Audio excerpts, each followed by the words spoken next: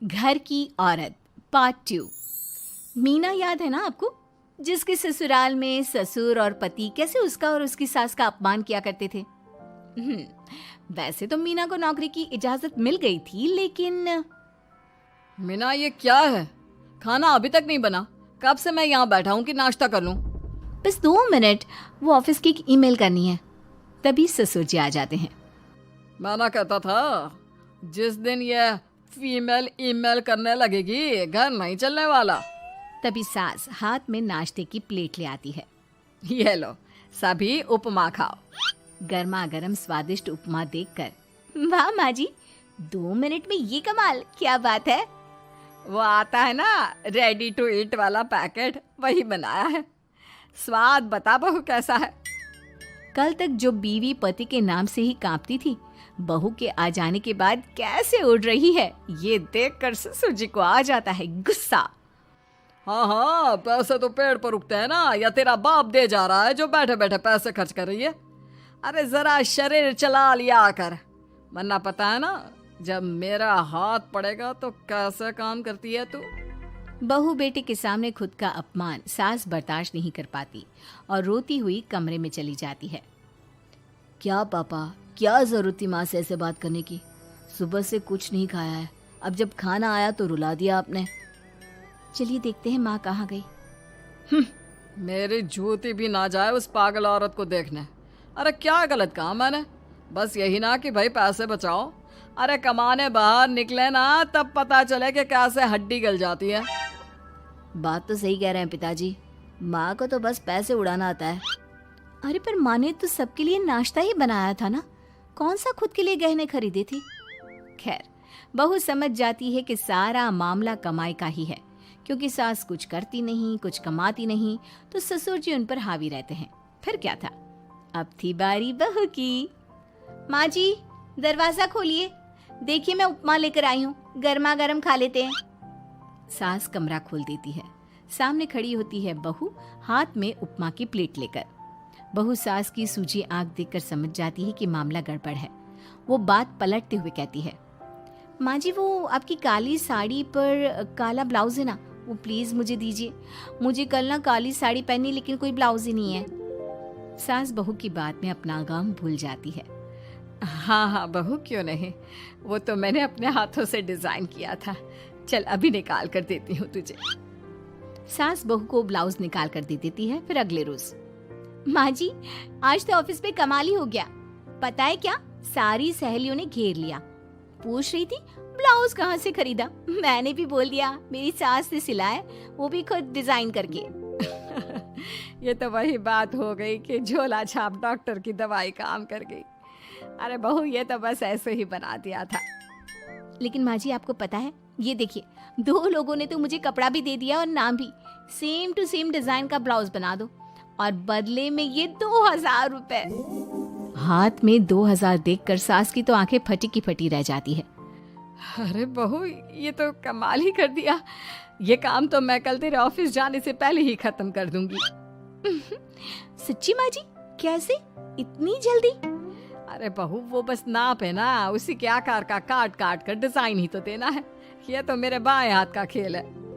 अगले रोज बहू ऑफिस जाती है और फिर शाम को 2 ब्लाउज ले आती है। अरे बहू, क्या बात है, लेकिन इसकी डिजाइन। बहू फोन में सास को डिजाइन दिखाती है। अरे ये तो बच्चों वाला डिजाइन है, रुक अभी थोड़ी देर में ही दे देती हूँ। सास बहू को कपड़े सिल कर देती और बहू सास को रुपए। फिर एक रोज, माँ जी ये लीजिए कपड़े, लेकिन इसकी सिलाई मैंने ज्यादा ली है। तो क्या है ना, हैवी काम है तो मेहनत ज्यादा लगेगी ना आपको। अरे रहने देती बहू, मैंने कौन सी बुटीक खोली है। बहू को सास की बात में दम लगता है और वो कुछ सोचती हुई निकल जाती है। वो कमरे में बैठी होती है कि उसके ससुर की जोर जोर से चिल्लाने की आवाज आती है। फिर फिजूल खर्ची। अरे तुम्हारे जैसी बेकार नाकाम काज करने वाली औरत कब पैसे की कीमत समझेगी। क्या जरूरत थी ये मशीन खरीदने की? अरे वो मैंने EMI में ली है, आपको पता है ना कपड़े सिलने का कितना शौक है मुझे। हाँ तो क्या दर्जी बनोगी, लोगों को पकड़ पकड़ कर नाप लोगी? अरे कुछ तो शर्म करो। तभी बहू आ जाती है, उसके हाथ में चाबी होती है। माँ जी ये चाबी, मैंने चौराहे में आपके लिए बुटीक खुला है, पैसा लोन से लिया है तो काम करके आप चुका देना। और हाँ माँ जी, कल उद्घाटन है तो 11 बजे दुकान में पहुंच जाना, पूजा में आपको ही बैठना है। ये सुनकर ससुर जी आग बुबला हो जाते हैं। कहीं नहीं जाएगी ये, इस घर की औरतें बाहर नहीं निकलती। तू तो इंजीनियर है इसलिए तुझे इजाजत दे दी, लेकिन ये तेरी सास 4 अक्षर नहीं आते इसको। अरे रहने दे, क्यों पैसा बर्बाद करवा रही है। सास को डांटने की आदत ससुर जी को जो लग चुकी थी। सास बहू की ओर देखती है। तो माँ जी कल वक्त से तैयार रहना। ससुर जी आप ही तो माँ जी को कहते थे ना उन्हें पैसे की कदर नहीं है, तो अब वो खुद ही कमाने जा रही हैं। अरे और क्या पापा, देखिए मीना ने कितना अच्छा बुटीक खुला है माँ के लिए। अरे रहने दो, ये कुछ नहीं कर पाएगी, गंवार कहीं की। ससुर की रजामंदी ना होने के बाद भी सास काम करती है, लेकिन ससुर भी ससुर होता है। एक रोज सास देर से घर आती है। कहाँ घूम रही थी? ये कोई वक्त है घर आने का? घर का ठेका क्या आप मर्द लेंगे? अब लगोगी रसोई में, क्योंकि तुम्हारी बहू रानी भी नहीं आई अभी तक। पापा आज बाहर से ही मंगवा लेते हैं। आज बहुत ज़्यादा काम था, किसी की शादी का पूरा कपड़ा सिलना था। कल उन लोगों की ट्रेन थी, खुद बैठकर काम करवा कर गए हैं। बहू ये पैसे हैं आज के गल्ले के, ज़रा संभाल ले। ससुर देख रहा होता है कि कैसे कल तक जिस औरत को वो बुरा भला कहकर डरा कर रखता था, वो आज उससे ज्यादा कमा रही है। देखते हैं कितना दिन कमाती है। ससुर अब रोज कोई ना कोई ऐसा काम करता जिससे सास का काम बंद हो जाए। फिर एक दिन, हे भगवान 10 बज गया, बुटीक खोलने का वक्त हो गया है, लेकिन ये मेरी साड़ी, इस पर ये क्या गिर गया? पता नहीं किसने क्या डाल दिया, अब क्या करूं? सास दोबारा अलमारी से दूसरी साड़ी निकालती है, फिर उसे प्रेस करती है और किसी तरह बुटीक पहुंचती है जहां पहले से ही कस्टमर खड़े होते हैं। अरे क्या हो गया? लगता है काम चल गया तो मैडम के भाव बढ़ गए। पता है इस धूप में पिछले आधे घंटे से खड़े हैं, पता होता तो वो बगल वाली शॉप में ही दे देते। अरे अरे माफ़ करिएगा, वो क्या हुआ ना, तैयार होकर निकल ही रही थी कि साड़ी में सॉस गिर गया। दोबारा साड़ी चेंज की तो आप आई। ठीक है, लेकिन अब आ गई है तो ज़रा जल्दी से कपड़े दे दो, हमें जाना है। सास को कस्टमर की बात बुरी लगती है, लेकिन क्या करती, वो जल्दी से सभी को सारा सामान देकर विदा करती है। सारा दिन काम करती है। वो निकल ही रही थी कि एक कस्टमर आती है। जी वो मेरी साड़ी है ना शादी की, उसका लहंगा बनवाना है। हाँ हाँ क्यों नहीं, बनवा लो। शादी की साड़ी के साथ इमोशंस जुड़े होते हैं। बिल्कुल सही बोला आपने, परसों मेरी शादी की सालगिरह है तो ज़रा बना देना।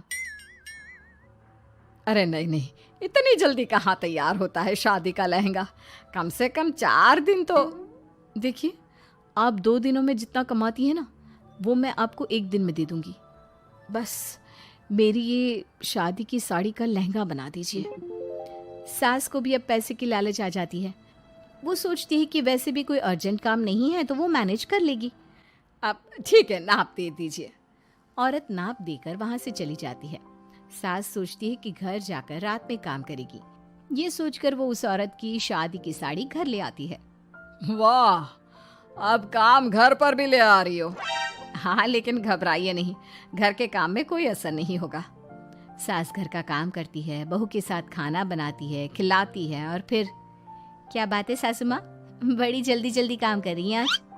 सास बहू को सारी बात बताती है। क्यों माँ जी, इतनी भी क्या मेहनत करना? अरे बात सिर्फ पैसे की नहीं है, बल्कि उस बेचारी औरत की इमोशंस की भी थी। ये उसकी शादी की साड़ी है ना। ससुर पास खड़ा सब सुन रहा था। अब देखो, बहुत काम करने का शौक है ना, कैसे भरे बाजार तुम्हारी दुकान खुद तुम बंद करोगी। जब सास पूरी रात काम करके सुबह लेटती है, मौका देखकर ससुर कैंची से साड़ी को काट देता है। अगली सुबह, चलो कल आधा लहंगा सिला था, आज पूरा करके शाम को ही उसे उसका लहंगा सौंप दूंगी। लेकिन ये क्या, सास जैसे ही लहंगा उठाती है, लहंगा तो फटा होता है। वहीं ससुर छुप कर सास को देख रहा था। हाय रे, ये किसने किया? ससुर छुप कर हंस रहा था। बहू देख लेती है और ससुर के पास जाती है। पिताजी, आपसे ऐसी छोटी हरकत की उम्मीद नहीं थी। अब खुद ही दुकान बंद करेगी। ससुर वहाँ से चला जाता है। सास भी वहाँ आ जाती है। वो समझ जाती है कि उसके पति ने ही साड़ी पर कैंची चलाई है। लेकिन फिर शाम को, जी वो मेरा लहंगा तैयार हो गया? हाँ जी, मैं तो कहती हूँ कि आप एक बार लहंगा पहन कर भी देख ले। औरत लहंगा पहन कर आती है और खूब खुश हो जाती है। अरे ये लहंगा है ना अंकल जी कमाल का, आंटी जी ने बनाया है, बिल्कुल लेटेस्ट डिज़ाइन। औरत सास को ढेर सारे पैसे देकर चली जाती है। लेकिन मैंने तो ये औरतों का फैशन है, कहीं से सिल दो या कहीं से काट दो, फैशन ही होता है। चलिए शाम का खाना मेरी तरफ से, आज आपका जन्मदिन है ना, रिटर्न गिफ्ट तो बनता ही है।